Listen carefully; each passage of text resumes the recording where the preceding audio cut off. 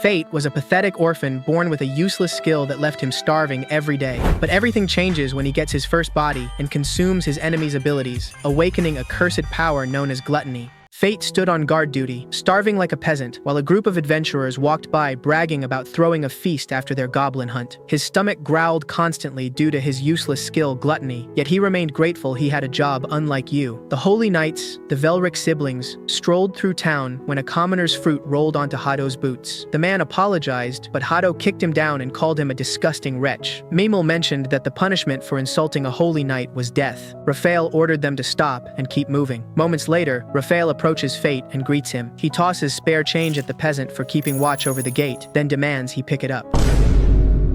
Fate complied obediently, saying yes sir like a good boy and proceeding to pick up his payment. Hado suddenly stomped on his hand, claiming he was so filthy he had mistaken him for the floor. As Fate's stomach continued to growl, Raphael called him pathetic scum and questioned whether he was being fed properly. In this world, there were the haves and the have-nots, separated by special powers bestowed by God called skills. Hado stomped on Fate again and demanded that he get up. Lady Roxy appears and says inflicting abuse on citizens was not the act of a holy knight. Raphael claimed providing employment for peasants was their duty. Roxy reached out her hand and asked if he was okay. When he stood up, he noticed Raphael sending her a death glare. Roxy pulled out a Gunnar rag and began drying off his blood. After relieving him of his duty, she told him to let her know if it happened again. Fate was shocked at her concern, but said he was used to it, then walked away. While eating his shelter dinner, Fate thought about Roxy's words and Raphael's ruthlessness, and felt he couldn't get her involved. The barkeep asked if they were beating on him again, noting the last guy was abused so much he ended up unsubscribing to life, and he prayed Fate wouldn't end up like that. Fate finished his dinner and thanked him for the meal. As he walked alone, his stomach still growled from gluttony, and he wished he could have been born with something useful. He then saw a group of thieves enter the castle and went to inform Roxy. When he arrived, Roxy had him take over while she went to apprehend them. He overheard the battle take place, and the blades suddenly stopped clashing. Fate sees a one-armed man running out and turns to flee, but then thinks about Roxy. He turned back and pointed his spear forward. The thief tried to push past, but Fate didn't falter and stabbed him through the chest. After the man fell, he noticed his gluttony skill activated, and his stats began increasing. Roxy ran out and asked if he was okay, saying she thought he didn't look well and was worried. Fate heard her thoughts and realized it occurred when he was touching her. When she said she had to make a report, Fate suggests she take credit for the kill since it would cause problems for her if Raphael found out. Roxy thanked him for his help and offered him a job with the Hart family, saying he would be treated well. Faced with a life of peasantry slavery for the Velrics or a bright future working for Roxy, Fate graciously accepted her offer. Later that night, Fate noticed his stats were in the triple digits, and he had gained the skills Identify and Telepathy. The next day, Fate went shopping for a sword. The merchant asked how much he was willing to spend, and Fate pulled out 2 quarters. The merchant realized he was poor and told him to be gone. It had been 5 years since he came to the capital, and that was his entire net worth. The merchant pointed him toward a barrel of trash that fit his 50-cent budget. Fate inspected the swords and saw they all had 0 durability. He picked up a black sword and realized it was like him, filthy and treated like trash. It suddenly spoke to him and spooked him. He used Identify and learned its name was Greed. It asked him to purchase it and said it would be worth his while, then called him Gluttony. Fate asked how it knew, and Greed said they had a lot in common. Meanwhile, Memel informed Raphael that Roxy was trying to take away their slave, but Raphael dismissed it as trivial and claimed he was after immortality. Fate left town in search of monsters when a goblin jumped out of the woods and attacked. He cut it down instantly and noticed his stats increasing again. Greed began laughing with excitement at the sight of 100 goblins. Fate dove into battle, cutting down the disgusting vermin to pieces as he fed their souls to gluttony and grew stronger. By morning, his stats had increased 10-fold and he'd gained more skills. Greed asks if he was full now, and Fate realizes his stomach was no longer growling. Greed explains that the gluttony skill allows him to steal stats and skills of those he killed. Fate asked how he knew this, and Greed said they were the same. Greed told Fate to keep his skill a secret since it defied divine law. When Fate realizes he would have to fight alone, Greed said he wasn't alone as long as he had him. After selling 38 goblin ears, Fate made enough for meat for dinner, but Greed requested maintenance first. A man bumped into Fate, and when the little girl with him touched Fate, he heard her cry for help. He checked his stats and realized he had the conceal skill, making his stats false, but he chased them anyway. He followed them into a warehouse and overheard the man claiming he would sell her to the Holy Knights. When the man finished tormenting the girl, he walked away. Fate approached her and assured her everything was going to be all right. After cutting her hand restraints, the man suddenly returned. Fate retreated with the runt and ran around the corner, pushed boxes onto him, and attempted to slice him in half. When the man used sharp edge, Fate leapt upward and cut him down through his weapon. Fate demanded to know which holy knight ordered the kidnapping, and he admitted it was Hadovleric. Afterward, Fate asked Sahara if she was hungry and said the meal was on him. Sahara took a bite and said she had never eaten meat before, then began crying. Fate smiled and gave her his meal as well. When Sahara returned to the orphanage, both she and the nun thanked him, shocking Fate. He admitted nobody had ever thanked him before because he possessed a useless skill. He knelt before Sahara and told her that no matter how hard things became, if she could laugh it off, she would find happiness. When Fate arrived at the Heart's mansion, he was astonished by luxury he could never afford. Roxy came out to greet him, looking like an angel. She asked what was wrong, and Fate accidentally rizzes her by admitting she was so pretty it left him speechless. Hold up.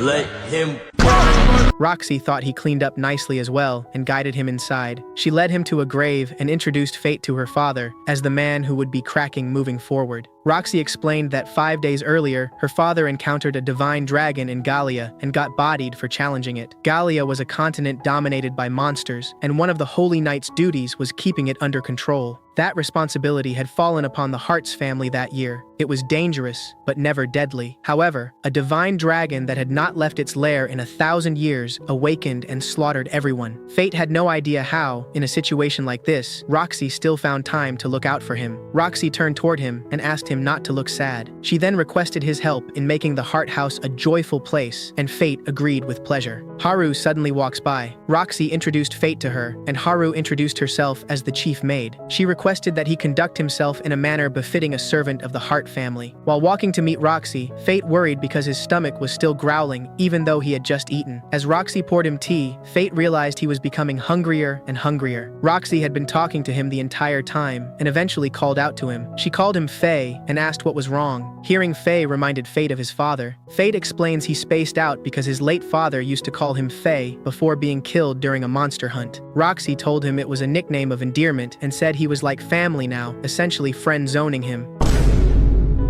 Upon hearing this, Fate began collapsing and passed out. Hours later, he woke up in his room. Fate asks Greed what was happening to him, stating the hunger had never become this severe before, and he could usually suppress it. Greed explained that once the gluttony skill tasted souls, there was no stopping it. The more he devoured, the stronger he became, and the more he devoured, the more he craved. He was destined to seek souls until the day he died, and if he failed to feed gluttony, he would either starve to death or lose control and attack those around him. When his hunger approached its limit, it became visible in his eyes. As Fate exited town, Hunger Boost caused the people around him to smell delicious. Due to Hunger Boost, he gained better night vision, the ability to track prey by scent, and weaker prey would become paralyzed with fear. Hearing this, Fate realized why the goblins had been standing there motionless. He tested his new stats and skills by slaughtering them without mercy, but it was still not enough. They moved on to the Hobgoblin Forest next. As Fate butchered them in cold blood, he wondered how many more kills it would take to free him from his hunger. Afterward, Greed informed him he would need to hunt monsters regularly to feed souls to Gluttony. Suddenly, a Goblin King strolled by. Fate noticed its stats didn't compare to his, though it possessed a health regeneration skill. While the Goblin King was eating a human,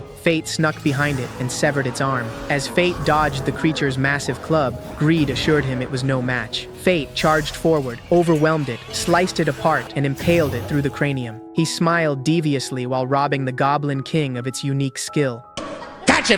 After checking his stats, Greed informed Fate about his other forms. If Fate fed him stats, Greed could unlock new forms and provide different functions. Fate asked how much it required, and Greed answered everything. Fate called that too greedy and said never mind. However, Greed warned that if Fate failed to unlock it, he would lose the right to wield him. Fate realized that was not much of a choice, and admitted Greed was the only partner for him. Greed promised he would not regret it, and began consuming his stats. Greed then transformed into a magic bow. He mentioned that a hobgoblin had been watching them for a while, and instructed Fate to test it out. Fate drew the bow, and a magic arrow manifested. No matter where he aimed, the arrow would still land. When he fired, the arrow chased the hobgoblin through the forest and blew out its back. Afterward, Fate delivered the load of goblin ears to the orphanage to keep them fed for a while. Roxy walked over and whispered into Fate's ear that she was going into town on a special inspection. She grabbed him and assigned him a special mission as her personal escort. When they arrived in town, Fate told Roxy to slow down. Greed warned him about using her name, and Roxy immediately warned him about the same thing. Fate apologizes, and Roxy suggests he call her Lexi during the day. Greed mocked Fate's Riz game, and when Fate told him to shut up, Roxy apologizes for being annoying. Fate clarified that was not the issue, but Roxy asked why he said that. Fate reassured her she was not annoying at all. Roxy blushed and accepted the compliment while Greed called Fate a simp, causing him to throw the sword. Roxy immediately stopped him and declared she couldn't allow him to treat his weapon so poorly. Greed commended her respect. When Fate apologized, Roxy realized she had never properly looked at his garbage sword before. Fate panicked because someone with a worthless skill should not be carrying a weapon. He suddenly remembered Greed's words, and the thought of losing control around her frightened him. He dropped the sword, but Roxy caught it. She unsheathed the blade and examined it carefully. Realizing it was trash, she informed him it needed maintenance and offered to take him to the Hart family blacksmith later. They made it to the market and sampled local grapes from the Hart family vineyards. Roxy commented that they tasted just like the ones at home. The vendor asked what she meant. Fate realized the man was about to discover her identity. Greed reminded him that their cover story was that one of her relatives worked for the Harts. Fate quickly explained that, and the vendor brushed it off. Roxy thought Fate was incredible, but Greed wanted credit for saving them. Suddenly, a virgin Giga Chad strolled through as everyone moved aside and glared at him with malice. Fate spoke to Greed, but the knight overheard him. When the man approached, Fate got on his knees and apologized. The knight claimed he couldn't hear him and proceeded to stomp on Fate's head, but Roxy stopped him. He questioned what reckless girl would dare speak back to a holy knight before slightly recognizing her. The crowd began noticing she looked like Lady Roxy, but the crowd dispersed after realizing Lady Roxy wouldn't be cracking a poor bum like him. Emotional damage! After retreating, Roxy explains she was investigating the wandering monster that had been slaughtering goblins around the capital. When they entered the tavern, the barkeep was shocked Fate was still alive and that he had pulled a baddie. He says he had heard about an adventurer who made a killing from goblin ears. The man went hunting and found a mountain of goblin corpses with the ears still attached. Normally, adventurers collected the ears for money, so Roxy suspected it might be a wandering monster. An old man entered and claimed everyone believed the wandering monster was a lich, and that the holy knights were taking direct action to deal with it. Greed warned Fate that his stats were drained, and they would be cooked if they encountered the holy knights. Suddenly, a group of adventuring homeless men entered, calling the place a dump. One of them approaches Roxy and places a hand on her shoulder, then asks her to join their table. Fate prepared to slit his throat, but Roxy stood up and launched the man into the wall. Roxy undid her braids, revealing herself as Lady Roxy of the Hart family, one of the 5 families serving the king as holy knights. The men immediately dropped to their knees and begged not to be executed. They offered their entire net worth as penance for their miserable lives. However, Roxy didn't want their money. She believed it was tragic that the people the holy knights swore to protect feared them so deeply. Holy knights existed to protect people, and a world where they could live alongside the kingdom's subjects was a dream both she and her father shared. Afterward, Roxy brought Fate to a blacksmith to get Greed stroked nice and clean. After leaving the shop, they suddenly heard the Vleriks abusing peasants and rushed over. When they arrived, Hado was hurting a little child, and Roxy instructed Fate to retrieve the child. Fate walked over, disarmed Hado's fat arm, then bowed and took the child away. Roxy questioned Raphael about why she hadn't been informed regarding the hunt for the wandering monster. Raphael claimed he worried she was still preoccupied with her father's death, but Roxy insisted she was fine. Raphael then excused himself.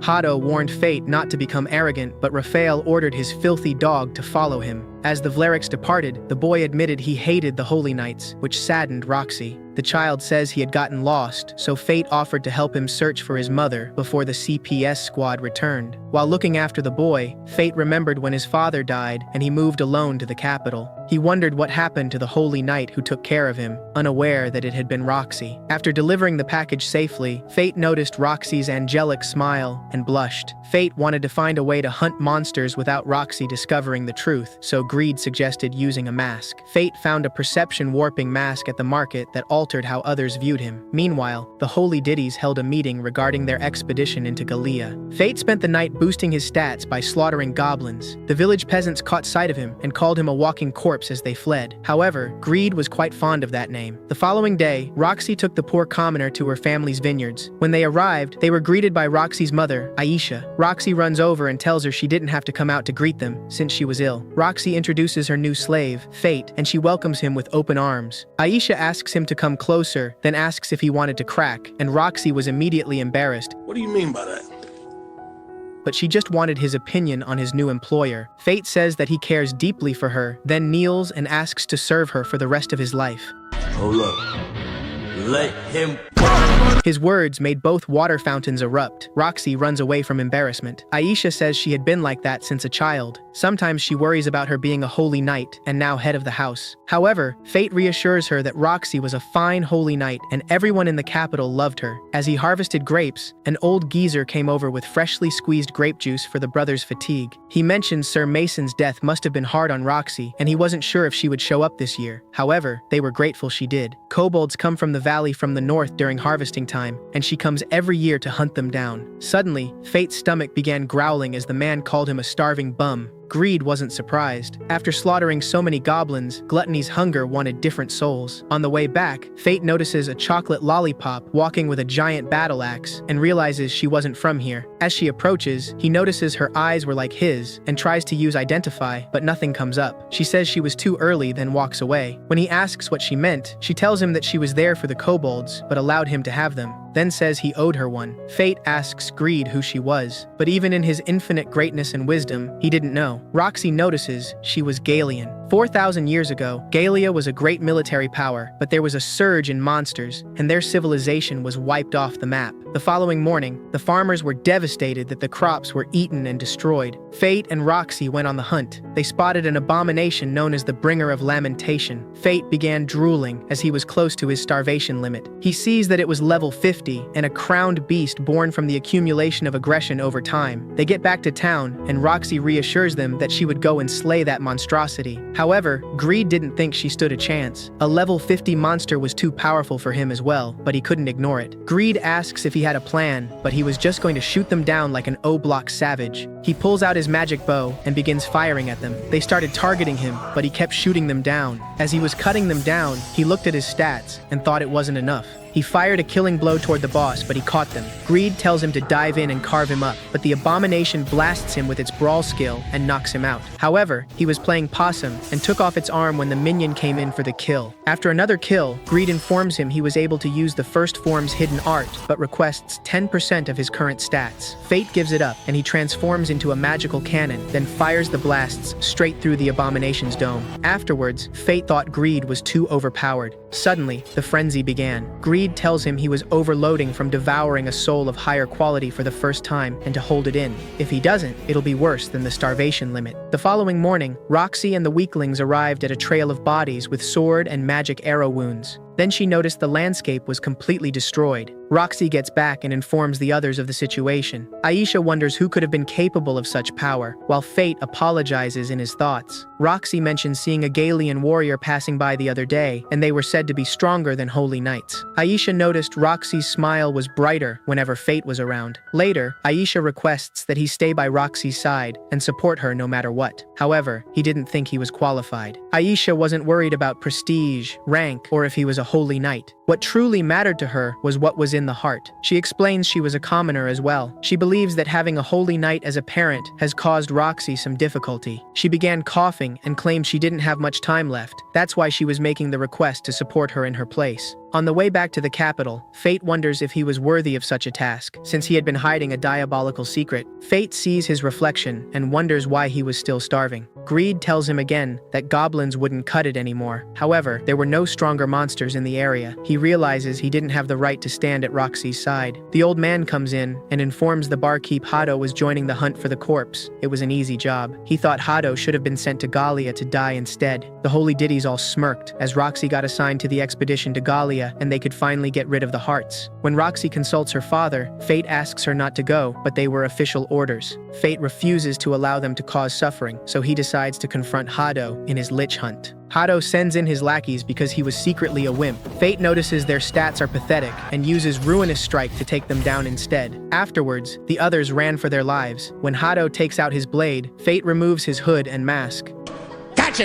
Hado asks how trash like him became so powerful. Fate sees his holy sword skill and wonders why someone like him was born with it. He asks Greed if he was able to cut down a holy sword, and he says it was an artificial blade. Hado uses his grand cross. However, Fate stepped behind him and said it was too slow. Hado swung behind, but Fate shattered his blade. He threw it back at him and demanded that he pick it up. Hado backed away as Fate calls him pathetic. When he fell over, Fate asked what was wrong and called him a pathetic joke. Fate picks him up and says his punishment wasn't over and repeated defiant dogs need strict discipline, Hado's words to him from days before. Hado asks him to stop as Fate slams his face into a tree. He then drags his ugly face across multiple trees and knocks them all down in the process. Hado begs him to stop, but Fate didn't think he deserved forgiveness. He treated people like insects, and now Lady Roxy was headed into danger because of scum like him. Hado asks for mercy. Fate launches him up into the sky and uses the hidden art of the first form and charges up, then shoots 4 shots that follows him and annihilates him in the sky. After he skydived down, he was left looking like a cooked roach. He asks for mercy, but Fate takes his life in cold blood. After his death, Fate acquired the necessary skill to become a holy knight, but he was disgusted. Greed informs him that he was capable of unlocking his second form, and Fate gives his permission to consume Hado's stats. Greed transforms into a great scythe that can cut all magic. As Roxy got ready to depart, she asked them not to look so sad, and 3 years would go by fast. They all wished her luck and a safe journey. Fate tried to say he loved her, but had a glimpse of his gluttony. She told him they'll meet again with a smile, then departed on her journey.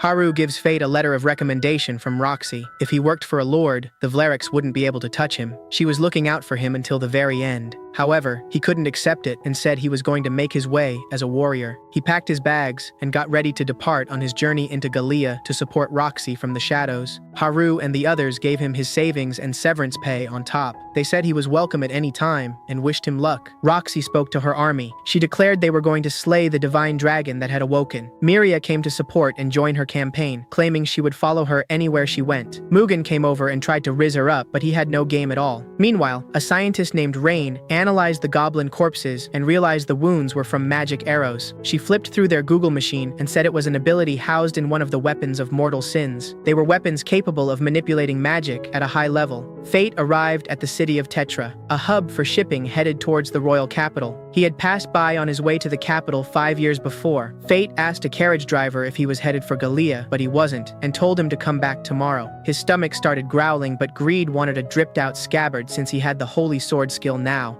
In a tavern, a peasant begged a group of warriors to save his village from monsters. However, the men thought it was chump change. He stomped on his head and asked him to beg, but Fate grabbed him and tossed him backwards. The ugly weakling tried to punch him, but Fate crumbled his fist. After they ran, Set thanked him, but Fate said it had been a long time. In the past, Set and his bummy friends stoned him for constantly having a growling stomach. After his father died, the village kicked him out since he was an extra mouth to feed. Set was the son of the village chief who exiled him. He begged him for help, and Fate accepted. Fate still resented them, but the village held memories of his precious father. When they got there, Set's father called him pathetic for bringing back a piece of garbage. He claims he'll go and hire warriors the next day. The men asked what happens if the monsters attack, and he instructs them to use Fate as a sacrifice, but Set was against it. Set apologizes for his father, but he was used to it. Fate asks where his wife was, but monsters had gotten to her. The village chief had control over everything, and they were still as poor as ever. He used to think his father was right about everything, but ever since his daughter was born, he realized he needed to get his act together. Fate commended him on his change. He asks him to tell him about the monsters. Set says they started coming about a month ago, and they can fly. Suddenly, his stomach started growling. As Set goes to prepare some food, Greed tells Fate that the monsters are most likely gargoyles. They start by probing attacks to see how humans react, and when the time is right, the entire pack attacks in a swarm. Fate notices the runt looking at him, and she asks who he was talking to, but Fate just tells her he's secretly a delirious lunatic. She gives him a piece of candy, and he asks if she wants to play. After their game, Set brought out a plate of garbage for him to eat. However, when he was about to take a bite, he suddenly collapsed. When his daughter tells him her grandfather gave her a piece of candy to give to the guest, Set realizes he was serious about sacrificing him. Suddenly, Set hears the gargoyles and looks out his window. Set's father frantically ran around looking for Fate, but was suddenly swooped up and devoured.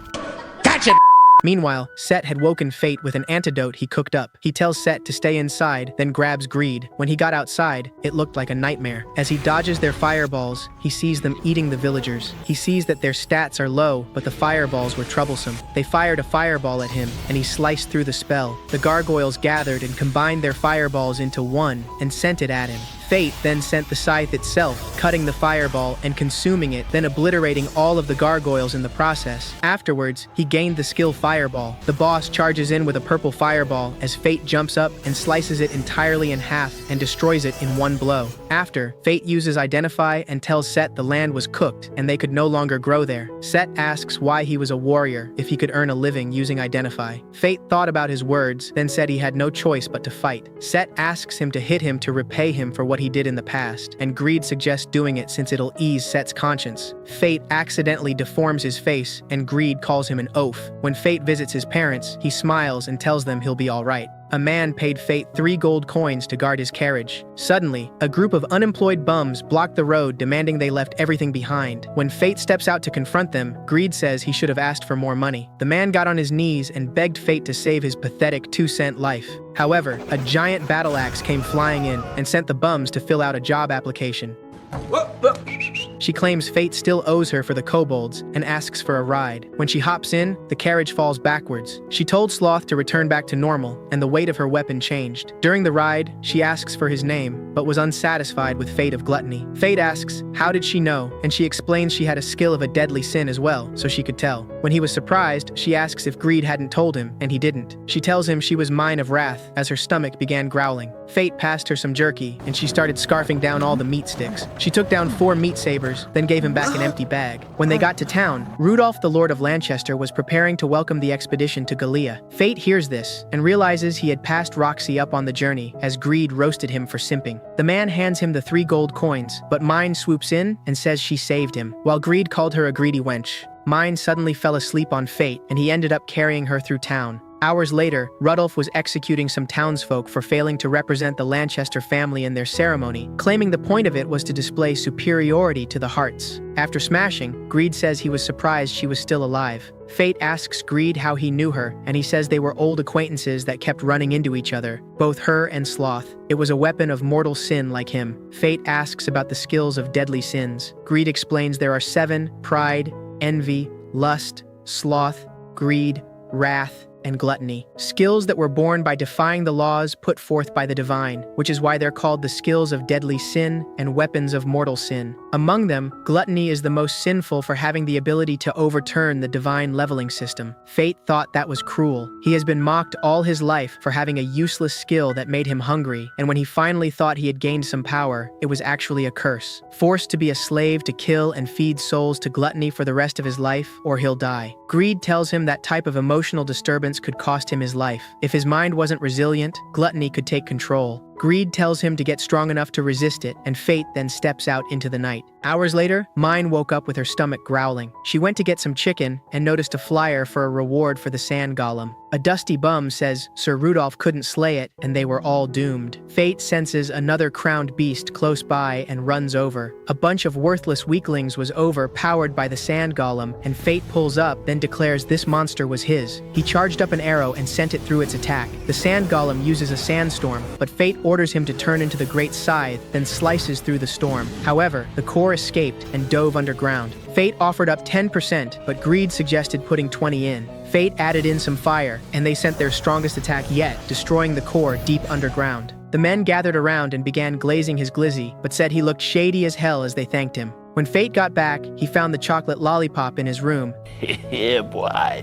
and told her to get dressed. But Mine says he was childish, and she wasn't embarrassed at all. After gearing up, Fate asks if she was heading somewhere. Mine says she was going to hunt the sand golem for the reward, but when Fate says he already killed it, she becomes pissed and furious, causing him to offer her half the reward. When they collected the 100 gold coins, Rudolph appeared and demanded that corpse work for him. However, Mine says he was hers first, and when he insults her, she sends him flying. Fate grabs her and runs out, hitching a last-minute ride with the Uber driver. During their journey, Fate calls her fat for eating all of their meat sticks, but she became furious and made Sloth overweight, crushing the Uber's tires. While the peasant made repairs, Fate followed Mine into town. Fate asks an old geezer who was the mayor and says they wanted to stay in the village for a bit. The geezer says he was the village chief. They see his holy sword and realize he was a holy knight. Aaron asks Fate to have a duel with him if he wants to stay. The old man saw that Fate was level 1 with stats over 2 million and took out his blade. Fate crosses blades with him for a short moment until he disarms him.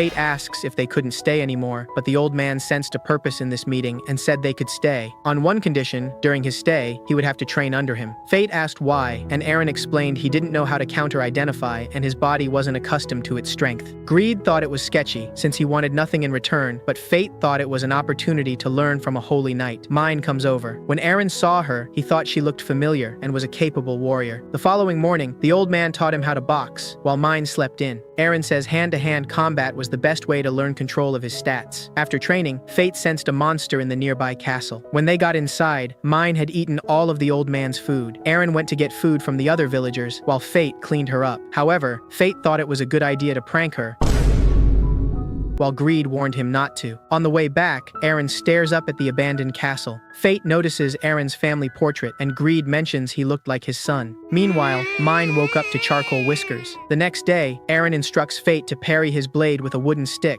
Fate thought he was insane. However, Fate managed to parry his sword and impressed him. Afterwards, Aaron says he was able to control his stats now. Mine comes over with a reward, and when Fate excitedly turns, she drew up a squiggly goatee on him. During dinner, Fate thanked him for everything. He tells Mine to thank him too, but she just kept stuffing her face. Fate apologizes for her, but Aaron doesn't mind. Mine suddenly says her sense of taste was gone, and Greed mentions it was due to wrath. When she says she has a goal, it reminds Fate of Roxy, and Aaron looks over at the castle. Fate asks if there was something inside, and Aaron explains it used to be his. He left on a royal order, and while he was away, a crowned beast appeared and slayed his family and his people. Now, a lich lord occupies it, and his family's souls are held captive. Fate takes a step outside, and while staring at the castle, Aaron comes out and asks if he was heading over, then requests to accompany him. Mine then offers to watch the village for 50 gold coins as she eats the free food. They fought their way through the undead and made it inside. When they got upstairs, his family and friends were waiting for him to come home. They all got up and welcomed him. Greed says they were an illusion. As Aaron got ready to take out a gift, Luke tried to stab him, but Aaron countered with a dagger. Fate offers to cut down the spell, but Greed explains once a soul was devoured by gluttony, it'll be living in an endless hell. Fate says he couldn't do that to Aaron's family. As Aaron crossed blades with his son, he told Fate to find the Lich Lord while he handled his family.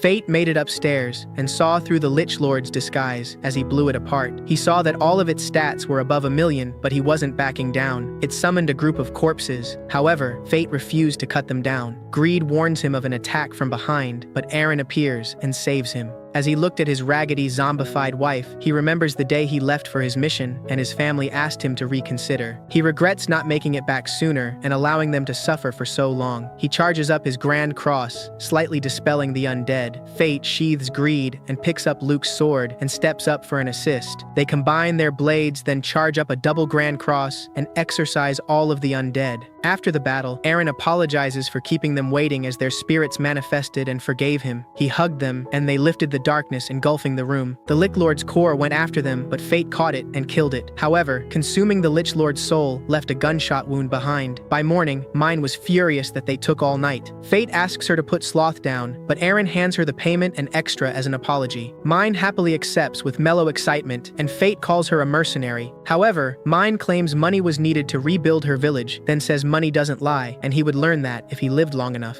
Aaron suddenly remembers he had seen her before and says 50 years ago, monsters attacked the village and she appeared. She looked exactly the same as she did, a warrior. Mine compliments his good eyes and says after a millennium of training, he might be able to catch her. Aaron asks her what she was, and she explains she was a phantom who wasn't allowed to die, then requests what fate owed her. Before departing, Aaron requests that he return once he finishes his mission, claiming he had something important to tell him. Meanwhile, the other two Vleriks acquired a Philosopher's Stone, and a servant suddenly comes in to inform them that Hado was killed by corpse, and that he wasn't a monster, but a warrior. Mine offers Fate a meat stick so he wouldn't get mad at her for eating them all. After feeding him, she patted his head and told him good boy. She then lays her head on his lap. As she falls asleep, he thinks she looks sweet when she sleeps, but then remembers her words, and he asks Greed what she was fighting against. However, Greed was quiet, but says if she lets him crack, he'll eventually find out. Meanwhile, Roxy's camp was close behind and making their way to Aaron's castle. When Aaron came out to greet them, Mugen kneeled and said it was an honor to meet the master swordsman, the head of one of the 5 great families. Roxy apologizes for the intrusion, but Aaron said she had grown up well. When Roxy asks if she knew him, he says he was a close acquaintance of her parents, and he was the one who named her. Aaron asks if they knew the reason he retired, and she did. With no one left to protect, he had no reason left to fight. However, a young man showed up and fought alongside him to dispose of the crowned beast. Roxy asks for his name, but he says the man asked him to keep his identity a secret. She apologizes for the intrusion again and excuses herself. When Aaron asks if the Vlerick sent her into Galia, Miria and Mugen reluctantly look away, but Roxy claims she volunteered. He asks if they manipulated her into it, but Roxy claims she wanted to go since she inherited her father's ideals. The news of Mason's death shocked him. After hearing this, he offered to train her for her journey into Galia, and Roxy happily accepted. Fate asks where they were, and Mine says this was the place where she was born. She was taken to the imperial capital after being born, so she didn't remember it, but it was still precious. They reached the center of town and saw a large cocoon. Greed explains that 4,000 years ago, Galia's military tested out biological weapons creating chimeras. They took vessels and implanted monster souls into them. However, it was a major failure. She turns and says it was time to pay her back. Fate scans it and sees that its stats were over 20 million and its name was Haniel.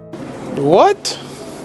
Mine says it was still in its larval state, so they can beat it. As long as its soul was intact, they couldn't kill it, so she needed him to destroy and devour its soul. Mine jumps up and cracks it open. When the giant monstrosity emerges with a woman trapped inside, Fate notices her red eyes, but then is frozen by her intimidation. Greed warns him not to stare at the melons, and Mine thought he was just sad. She says the woman is the core, and his job was to slay her. Fate couldn't do it, claiming she would be trapped forever in torment, but in response, Mine says she was nothing but a monster in human skin. She tells him not to be so naive or he'll die. It used a magic spell on the ground and dug up a wave of lava. Fate asks Greed for the scythe, but he claims it wouldn't cut lava. However, Mine turns around and sends a shockwave, pushing the lava onto the chimera. Fate shoots a petrifying arrow, while Mine jumps up and severs its arm, but it regenerates instantly. When Mine took off another arm, it began screaming and undergoing a metamorphosis, then grew wings. She told him to get behind her, which reminded him of Roxy. He gripped his bow and asked if he was being protected again. Fate refuses to be weak again, then tells Mine he was going into a half-starvation state. She tells him not to tap too deeply, or Gluttony would consume him. He activated Gluttony and began powering up, while Mine protected him. After consuming the magic power from its attack, they jump up, and Fate offers 10% of his stats, then shoots the bloody ptarmigan. After it was petrified, Mine activated Sloth, then sent an even stronger blast, and knocked it down.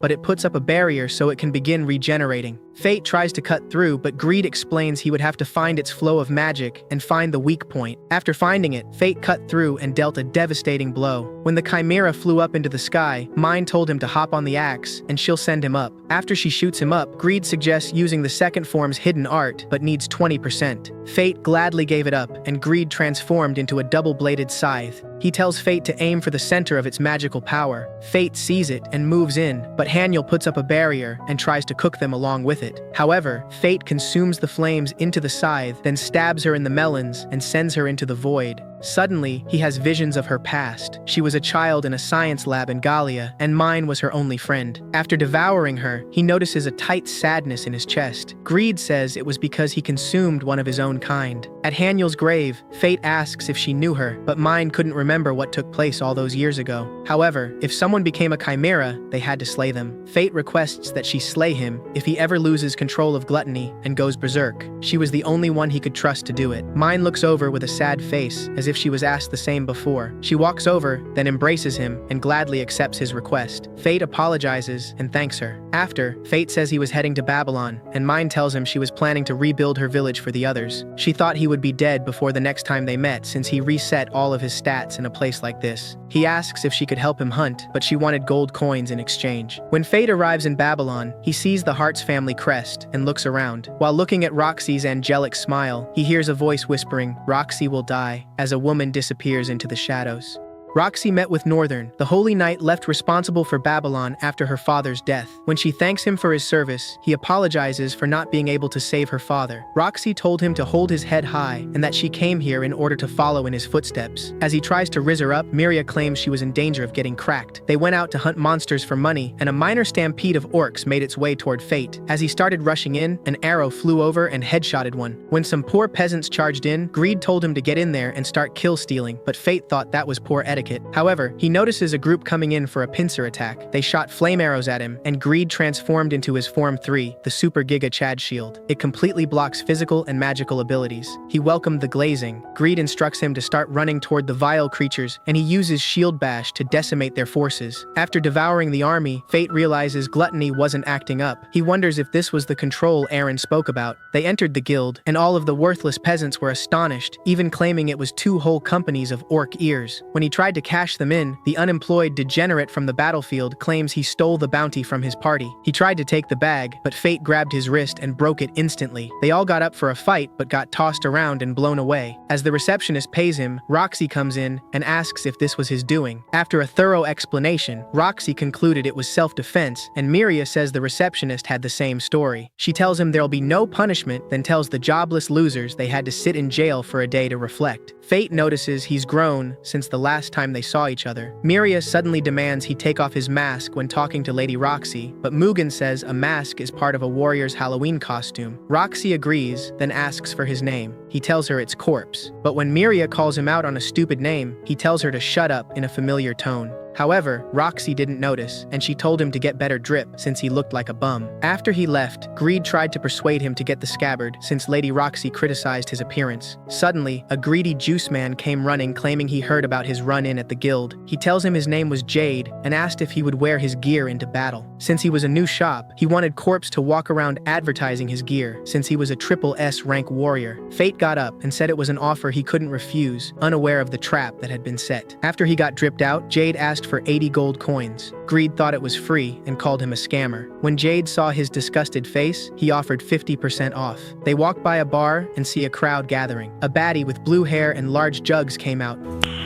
Nice. While everyone tried to rizz her. When she looked over, Fate got caught and couldn't look away. She approaches, then calls him by name and says she's been waiting for him. Fate was stunned, speechless. She says they're 2 of a kind, and he realizes she had a skill of deadly sin. She tells him she's Heiress of Lust. Heiress asks him to take off the mask and tells him the perception altercation doesn't work on her. She wants a better look at him. He looked into her eyes, then quickly looked away. Heiress apologizes and explains it was a side effect of the lust skill. Anyone that locks eyes with her immediately falls in love. She asked for a toast, but when he didn't lift a finger, she leaned in with the melons and touched her glass with his. She tells him she had been watching him since the capital. When Gluttony had awakened, she thought about making contact, but decided against it, thinking he'd encounter Greed soon. He asks if she knew Mine as well, and she did, but they haven't spoken much. She and Mine didn't get along well because of how much bigger she was. Greed thought they were massive and wished he was human for a squeeze. Eris then congratulated him on saving her the trouble of beating Haniel. Fate was impressed she knew all this. However, she claims she didn't know who moved it there. There were a few left as well, and if they were to fully mature, she wasn't sure if the current class of Holy Knights could exterminate them. On top of being a skill of deadly sin holder, she was considered the guardian of the kingdom. She puts the kingdom's affairs above any individual's. If something causes great loss today, but in 100 years it would bring massive benefits, she would approve. Fate asks what she was implying, and she says Roxy Hart will die in Galia. He gets up in an angry rage, but Eris deflects and asks if he knew how the phenomenon of aggression works. When a monster is slain, its aggression lingers. It never goes away, and over years, it builds up until it gives birth to a crowned beast. This phenomenon can occur in humans as well. The oppression, discrimination, and destitution caused by the Holy Knights. All of the hatred aimed at them, building up within the people. If you add the death of the Holy Knight beloved by the masses, the aggression born from her untimely death will swallow the rest that has been slowly building up, fueling the birth of a human with a new type of power. Fate thought that was insane. He declared nothing good would come from the death of the only Holy Knight who cared for its people. After he storms off, Eris says the plan had already been set in motion.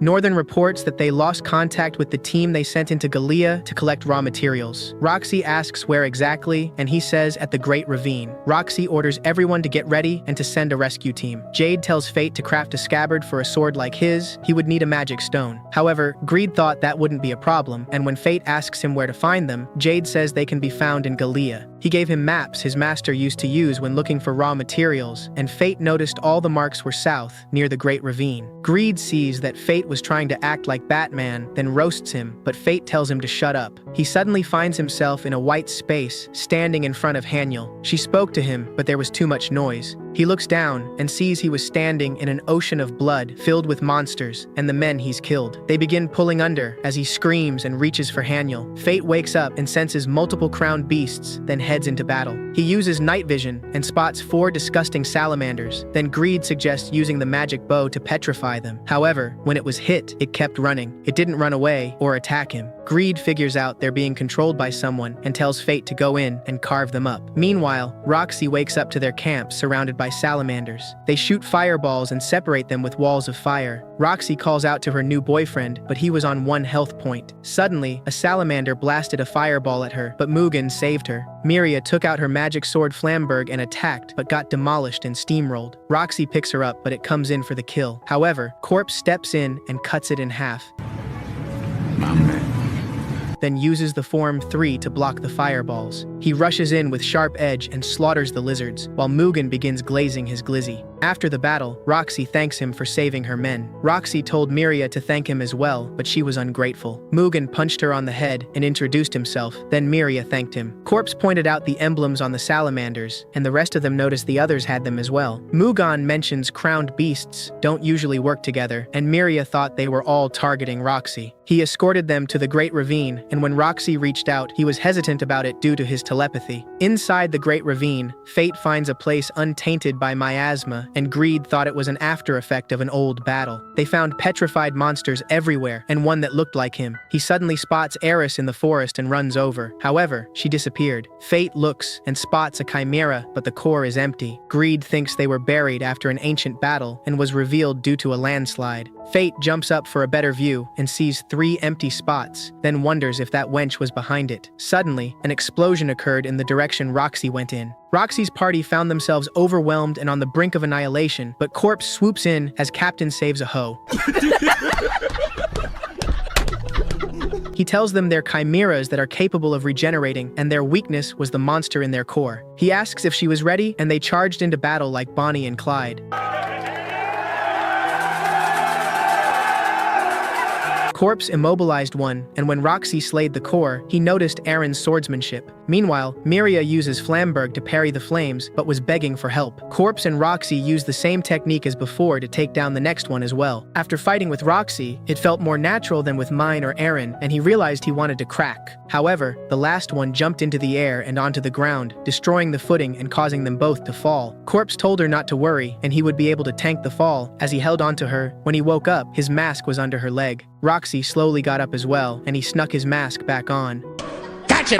Roxy sprained her ankle, so she had to rest a bit. He asks about the team they came for, but they were wiped out. Corpse explains the chimeras were artificial weapons created in Galia 4,000 years ago. She asks how he knows, and he says a surviving Galian told him. Roxy asks if it was a young girl with a giant axe, and it was. She says she saw her before in her territory and heard rumors that she sent a lord to Mars on the way to Babylon. He thought that sounded dangerous. She suddenly says the rumors say a young man with a mask was traveling with her. When he admits it was him, Roxy says she was messing with him. She says he reminded her of someone she knew in the capital. She wonders if everything she did for him was right and if he was happy. Corpse reassures her that anyone that has someone that cares for them as much as she does should be happy. Suddenly, his eye turned red and Gluttony activated. He begged her not to look and ran away. Fate felt its presence, and it suddenly came through the wall. Greed turned into the scythe, and Fate went berserk at the thought of Roxy looking at him and slaughtered it while imagining her face. They see the emblem on the chimera was the same as Salamander and realize someone truly wanted Roxy dead. Roxy comes running and the ceiling collapses. Roxy says they're magic crystals, but Corpse thought it was a fossilized monster. Roxy says that's what they were made of and asks if he was looking for them without knowing. Greed then laughs at their ignorance. After he escorted Roxy back to the camp, he departed from them. A month after returning from the Great Ravine, Corpse had 56 incidents of physical violence with other warriors and 20 property destruction reports. Roxy said he needed to reflect on his actions in a cell. However, Corpse refused and got ready for battle with Greed's still sheathed. During the duel, Corpse realizes he wasn't able to overpower her, even though his stats were higher. As he dodges, he becomes lost in thought, then suddenly, she lands a strike and cracks his mask. She tells him to take her seriously, or she'll expose who he is. Miria cheered for her as she stepped in to take his head. Corpse takes a step back and reveals his holy sword technique, which shocks everyone present. Roxy asks how, and he explains the scabbard was specially made from the crystal they found in the Great Ravine. It's a weapon add-on that improves holy sword techniques. Roxy asks if he was a former holy knight, but Corpse just says he was a lone warrior and sends the attack at her. However, she barely manages to block, and Miria starts to panic. Corpse blows out her back, then sees the necklace from the gemstone and freezes. Then, Roxy steps in and disarms him. After the battle, Roxy asks why he suddenly eased up, but he feigns ignorance. Miria knew she wouldn't lose to that boneheaded bum. Roxy keeps pushing for an answer, but he tries to brush her off. She asks if he learned how to fight from Sir Aaron, and mentions she took lessons from him on her way to Babylon, so she could tell. He told her he met a traveler headed to Galia who had great power, but it caused him hardship. However, Corpse told her it was his problem and to focus on protecting herself in Galia. As he walks away, Mugan approaches and glazes his glizzy on fighting Roxy and the Chimeras. Corpse mentions they and the salamanders were being controlled from the emblems they had. When Mugan brought up the monster as the core, Corpse was surprised he figured that out. He explains his family had been studying Galian technology for generations, hoping to get rich. His father was, and daughter Rain is a gifted scholar. Corpse suggests having his daughter examine the remains, but Mugan suddenly got hostile and asked if he was trying to crack as he chased him away. The alarm suddenly went off, and Northern came to alert Roxy of a massive stampede on the way, a death march. Roxy makes the decision to intercept them and gives the order to deploy. Fate takes a step over the wall and sees Roxy's army marching into battle. He thought they could handle it since it was a stampede. However, Fate goes into a half-starvation mode in case anything happens. Greed warns of a monster coming in from the east, and when he takes a closer look, he sees that it's moving underground. He summons the bow and uses Gluttony to amplify the charge shot, giving it twice the range and penetration, a modified art only usable in half-starvation status. He shoots it and it goes deep underground, but the monster emerges and Fate sees the same emblem.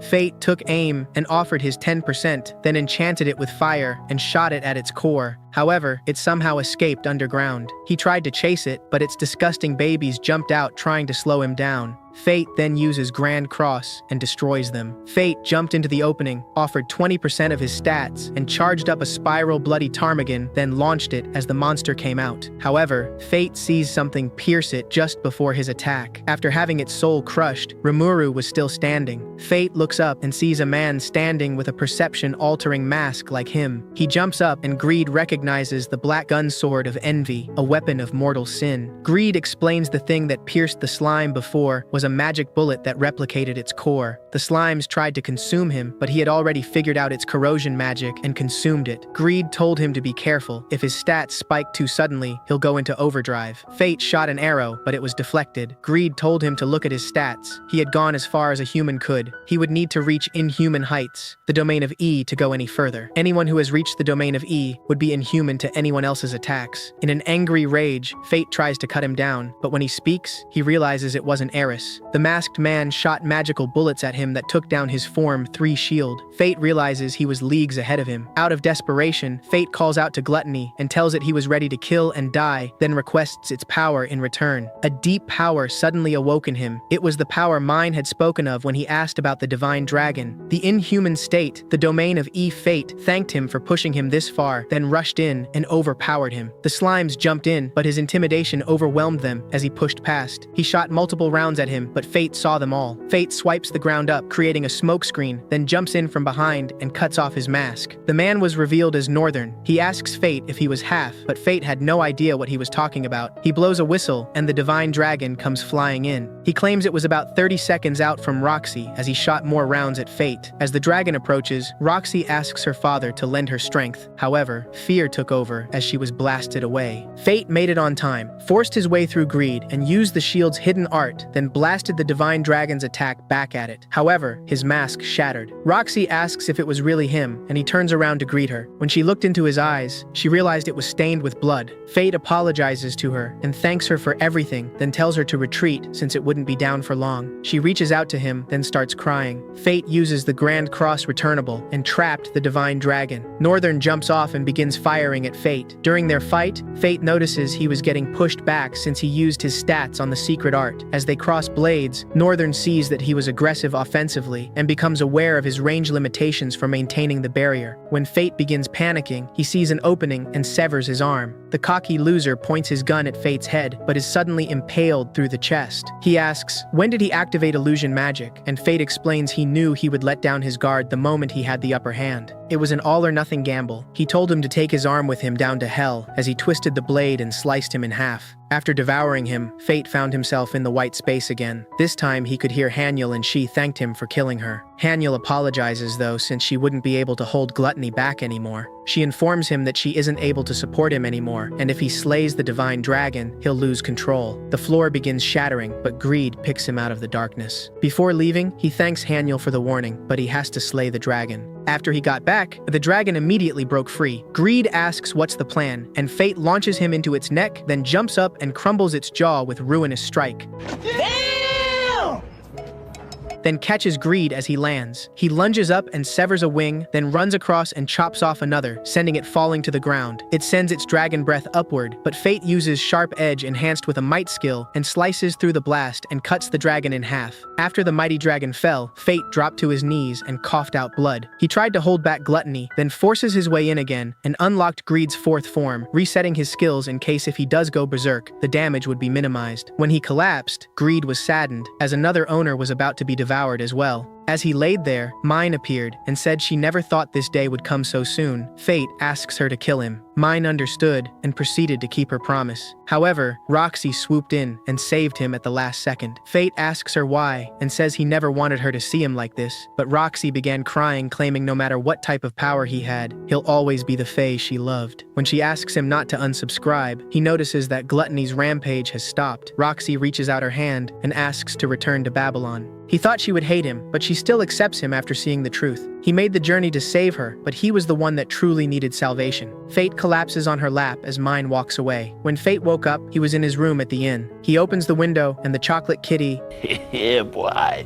and the massive milk jugs walk in. Eris tells him he'd been asleep for a week. Mine criticizes how much he slept, while Eris handed him Greed. She had to go retrieve it in the middle of Galia since Mine had forgotten about it. However, Mine claims she was dealing with envy. Eris says it'd be trouble if it found another vessel like Northern. They explain Northern was being controlled like a puppet. Fate asks if she destroyed it, but weapons of mortal sin couldn't be destroyed. Mine claims she tossed it to the far side of Galia, and Fate thought that was the most meat-headed solution. Eris stands up and requests his help. Fate says he'll hear her out if she swore she wouldn't lay a finger on Roxy. However, Eris claims the plan was Envy's from the start, and she was a fool to go along with it. With the divine dragon gone, they would need his help keeping things in order. He was in no position to refuse, since it was required of all skill of deadly sin wielders. She then offers to repair his arm and suggests leaving before Roxy gets back. Fate asks why, and Eris mentioned just saying her name was enough to stir Gluttony. When Roxy returns, she sees a note from Fate explaining his entire journey with her and Gluttony. After she read it, she was heartbroken that he was struggling with something so cruel all alone, when he was the one that gave her courage to begin with. The day they met, she saw a boy sitting alone in the night and asked him to go home, but he flinched and begged her not to beat him. She asks why he would think that, but he thought it was because he made a holy knight angry. When his stomach started growling, she giggled and came back with a box of sandwiches. After eating, she told him to hurry back to his family and home. However, he says he didn't have either, but thanked her and ran off.